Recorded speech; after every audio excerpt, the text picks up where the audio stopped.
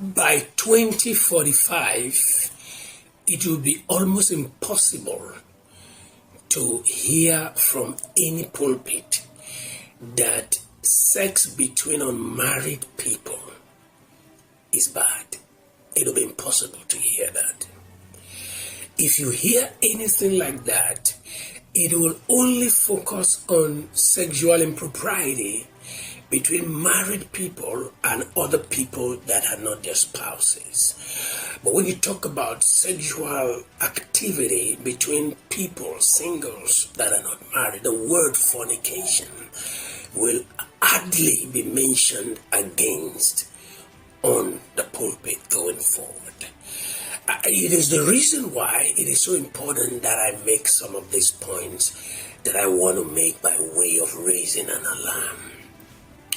We live in a time that when you go into a relationship, the person that gets into a relationship with you is going to put pressure on you for sex. The culture of our day makes sexual impurity literally impossible. It is difficult, extremely, to live pure sexually. More so by singles. Yet it is amazing how people get married and it becomes more difficult to not do sex with somebody that is not their wife. It's amazing.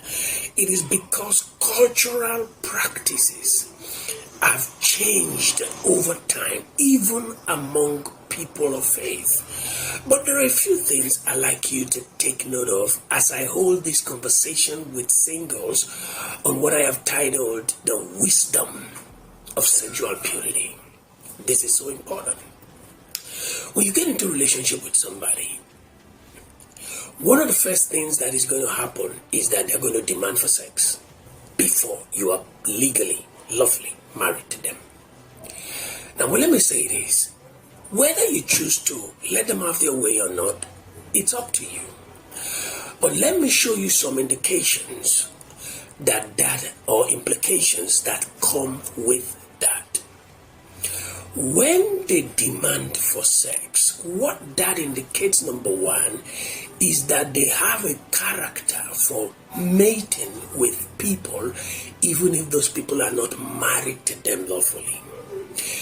If as a single, they have the tendency to mate with somebody that is not lawfully married to them, then the probability is that for them, marriage or no marriage does not place a limit, it's not a boundary for sex. You have to take note of that. It's important that you keep abreast with that and not assume that it is just about you, because the truth is that if they're not married to you and they want to do sex with you, the probability you cannot guarantee that next time they meet somebody they're not married to, there will be anything to stop them from wanting to do sex with such a person.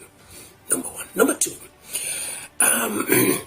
let's say they demanded for sex and you did not insist that they control their sexual urge. You did not invest in their capacity for self-control. You give them what it is that they wanted, thereby encouraging and contributing and in fact investing in their promiscuousness.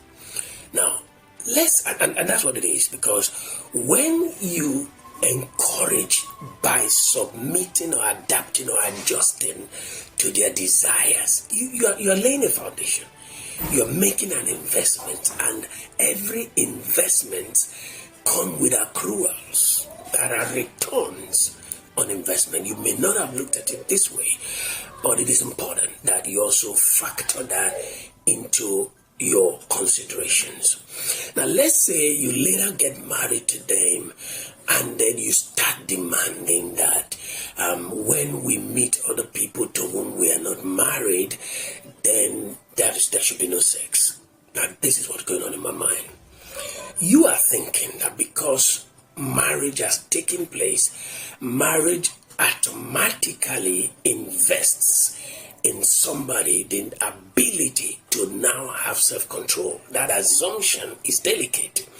So you now begin to say no more sex outside marriage. And the question going on in my mind, how do you now expect them out of the blues, all of a sudden, to have developed sexual control or self-control, that you now think that within the boundaries of marriage, that capacity has suddenly come to bear? It is why not a lot of people understand my mindset when I talk about unrealistic expectations as the major bane for marriages today. We expect people to act, to comply, to behave in certain ways without considering whether they have the capacity for such restraint, for such lifestyle, for such behavior.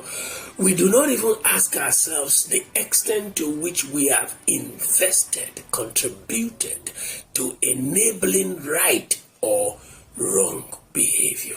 The question for me is, how do you prohibit a habit that you helped to nurture? Very profound question. We need to think about it. We need to work on it. And we need to, on the basis of that, understand why certain things that we expect in marriage is not possible. It's not our experience. We end up being disillusioned. And hear this loud and clear. We must plan for purity. Because if we fail to plan for purity, then we can never be pure. And if we fail to plan for purity, if it doesn't take us to hell, it will take us through hell. And I'm not sure that is what most of us are thinking about as an expectation. There are certain things that has happened over time growing up, and I want to draw your attention to them and demand that we are intentional as we navigate these spaces. Otherwise, our desires, our expectations may not see the light of the day. I'll be right back.